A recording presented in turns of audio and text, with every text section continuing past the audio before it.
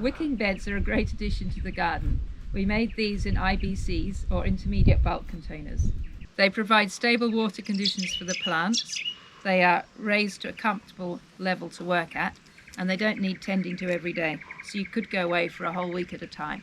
The first step is to make sure you start with something appropriate. So sourcing a food grade IBC is crucial.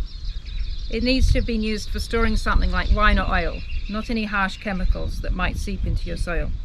Once you have an appropriate IBC, you should cut it in half with an angle grinder and wash out any residue that might be left over. You'll then want to cut an overflow hole with a hole saw, about 20 centimeters from the base. We took a length of 100mm stormwater PVC pipe and cut it to fit the inside length of the IBC. We had 5 pipes going lengthways and 2 shorter pipes going widthways. These pipes ensured there was room for the geofab to sit in the water. This section will make up the reservoir, which should hold up to around 100 litres of water.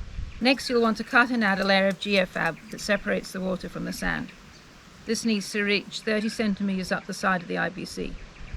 It's easy to cut this with fabric scissors.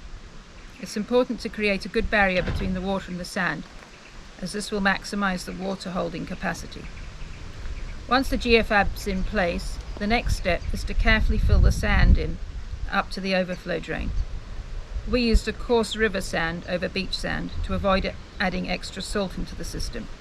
Next, we added an inlet pipe that will act as a funnel into the reservoir in one of the corners. Then we added another layer of geofab, leaving a 10 centimeter excess of fabric hanging over the sides.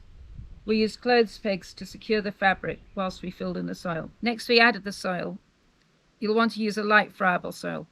We used a mix of commercial garden soil, mushroom compost, and some of our own compost. We filled the IBC with a 5 centimeter gap below the rim.